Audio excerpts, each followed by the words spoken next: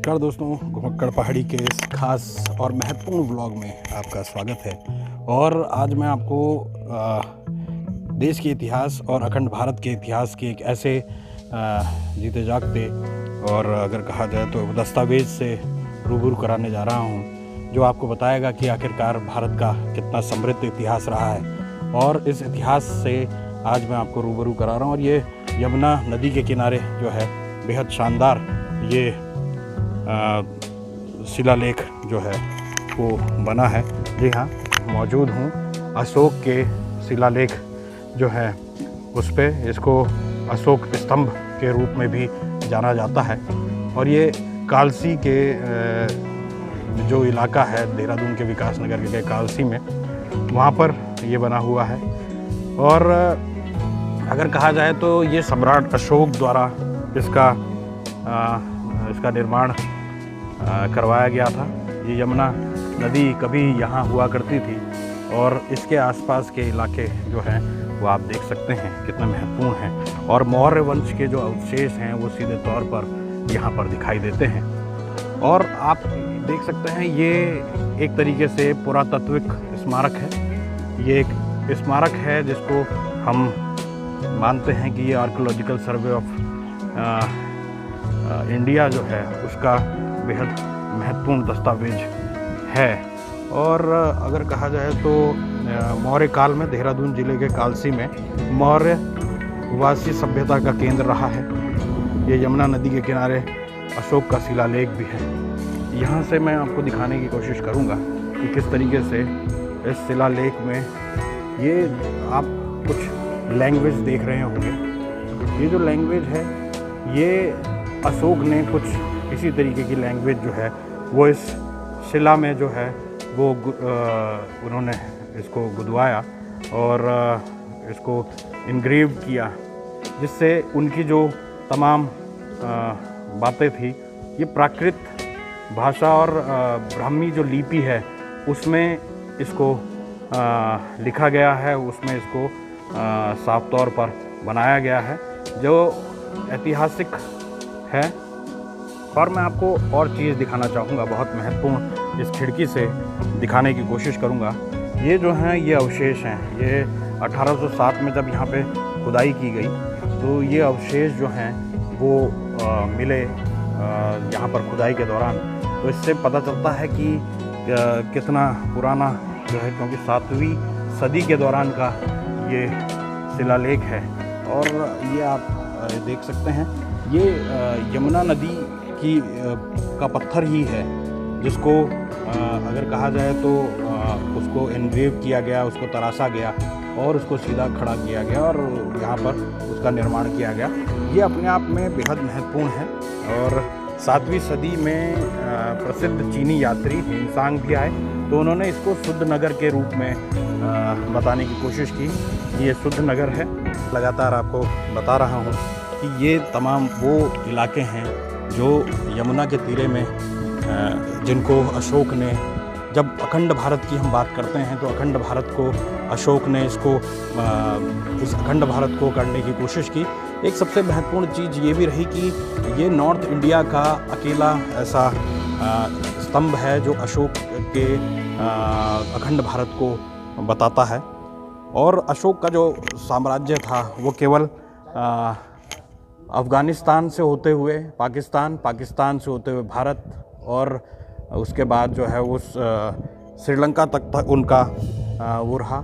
और मैं आपको बेहद महत्वपूर्ण चीज़ें इसमें दिखाने की कोशिश करूँगा।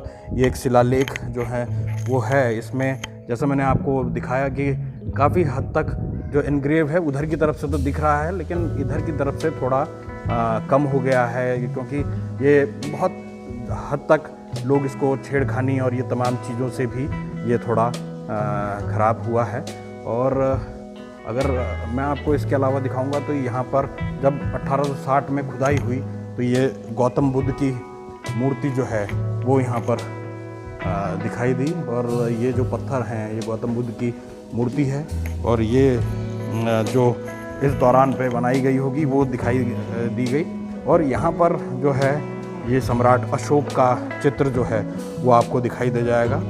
उसके साथ साथ उनकी पत्नी और उनकी जो बेटी संघमित्रा जो है उनके बारे में भी इसमें इनग्रेव्ड है। और वो एक बहुत शानदार ये एक पत्थर जो है ये शिलालेख जो है वो दिखाया जा रहा है, जिसको उस समय कलाकृति के रूप में दिखाया गया। और ये जो है ये भी अंग्रेज़ों के द्वारा इस भवन का निर्माण किया गया। पहले जो बताने वाले हैं, जो आर्कियोलॉजिकल सर्वे ऑफ इंडिया से जुड़े हुए लोग हैं, उनका मानना है कि ये जो इलाका है उसमें बहुत ज़्यादा निर्माण जो है वो अंग्रेज़ों के ज़माने में किया गया।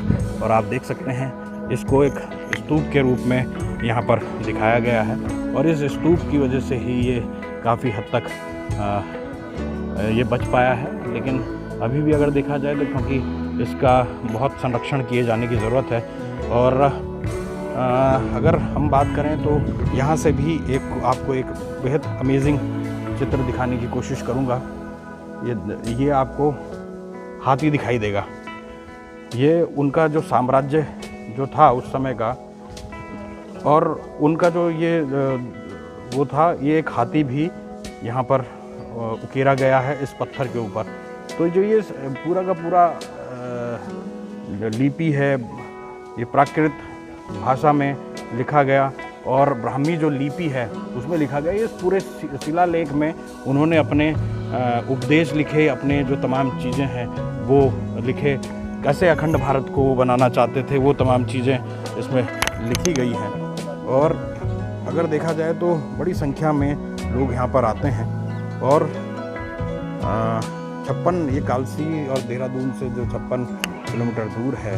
और इस क्षेत्र में हिंदसांग भी आए थे और इसको अशोकन रॉक एडिक कहा जाता है। और इस महत्वपूर्ण स्मारक है।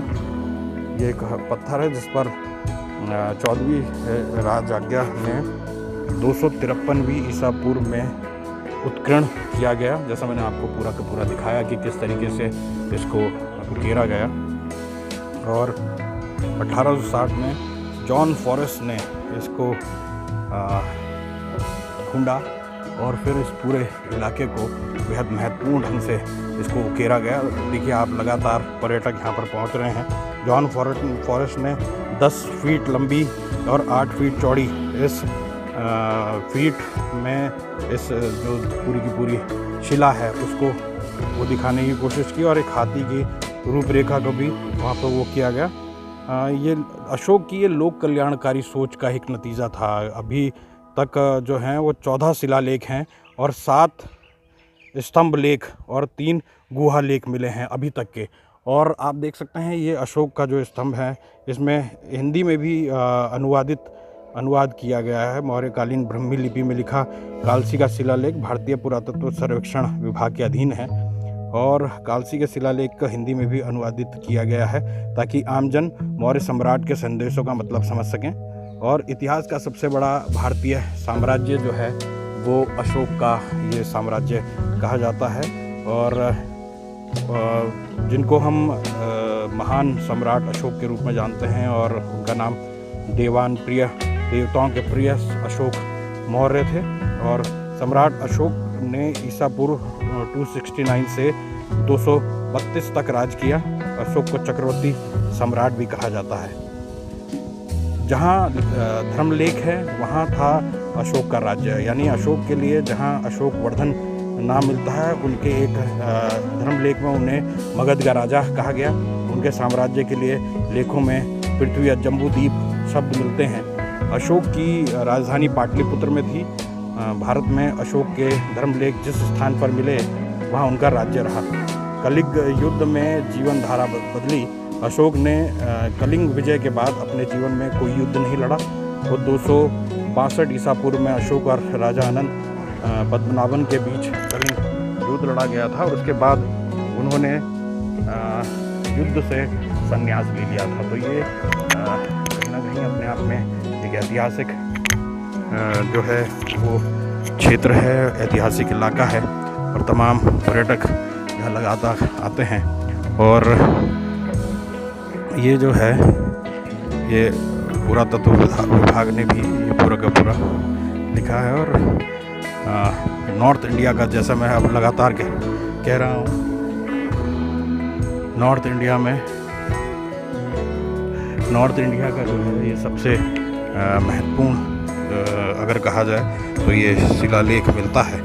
और जैसा मैं लगातार आपको उत्तराखंड और उत्तराखंड से जुड़े हुए उन तमाम इलाकों के से रूबरू कराता रहता हूँ, तो ये बेहद ऐतिहासिक और पौराणिक इमारत है। जैसा मैंने बताया कि 1860 में जॉन फॉरेस्ट है, उसने इस पूरे क्षेत्र का और इसको खोजा है। हिनसांग ने भी इस पूरे साम्राज्य का, जो चीनी यात्री थे, उन्होंने भी इसका पूरा वर्णन किया था। तो कुल मिलाकर देखा जाए तो अपने आप में बेहद शानदार कालसी के इस महत्वपूर्ण इलाके में ये एक ऐतिहासिक इलाका है। हालांकि बहुत ज़्यादा इसके बारे में लोग इसको करते नहीं हैं, क्योंकि अशोक सम्राट का अपना एक अखंड भारत का एक इतिहास था। उन्होंने जिस तरीके से देश के तमाम उसको एकीकृत किया था, उन्होंने इसको अखंड भारत का नाम दिया था। और उसके बाद भी अखंड भारत की अगर हम बात करते हैं तो अशोक सम्राट का नाम ज़रूर आता है। और उसके बाद अशोक सम्राट ने बुद्ध को अपना एक का अनुयायी बन गए थे, और उसके बाद से उन्होंने लड़ाई से तौबा कर दी थी। और जैसा मैंने आपको कहा कि ये जो तमाम पत्थर भी आपको यहाँ दिखाई दे रहे होंगे, ये भी यमुना के पत्थर हैं, और जिस पे शिलालेख लिखा गया है वो भी यमुना का पत्थर है। तो ये पत्थरों को भी आप देख सकते हैं। कभी इस जगह पे नदी हुआ करती होगी ये, और ये देखिए आप, ये पूरी चट्टानें जो हैं ये उसी समय की हैं जब ये अशोक ने ये शिलालेख जो हैं ये बनाए गए। तो ये आप देख सकते हैं अशोक जो ये शिलालेख जो लिखे गए हैं ये अपने आप में बेहद महत्वपूर्ण है। और सामने का तो भले ही आपको उकेरावाद दिखाई नहीं दे रहा हो, लेकिन 1860 में जो भी चीज़ें उकेरी गई हैं वो यहाँ पर अब हमको दिखाई देती हैं। और इसके साथ साथ अशोक के जो अशोक की लाट जो है उसका भी यहाँ पर दिखाई दे रहा है। यानी उसको हमने सबसे उसको दिखाने की कोशिश की है कि अशोक से किस तरीके से इन तमाम चीज़ों का जुड़ाव है। यह अशोक की लाट यानी 4 शेर दिखाए गए हैं। और इधर से भी आपको दिखा देता हूँ, ये अशोक सम्राट का जो राष्ट्रीय संरक्षित स्मारक है उसके भी हमने आपको बहुत अच्छे दर्शन यहाँ से आपको करवा दिए हैं। तो दोस्तों, आज के इस महत्वपूर्ण ऐतिहासिक ब्लॉग में इतना ही, और अपने दोस्त पंकज पवार को इजाज़त दीजिए, क्योंकि इस तरीके के जो वीडियो हैं वो आप तक लगातार कुम्भकर्ण पहाड़ी के माध्यम से मैं लाने की कोशिश करता हूं। और इस तरीके के संरक्षित क्षेत्रों में आप भी आइए, और इन तमाम क्षेत्रों से आपका इतिहास का, भारत के इतिहास का, अखंड भारत के इतिहास का पूरा पता चलता है। मिलते हैं अगले किसी वीडियो में, तब तक के लिए नमस्कार।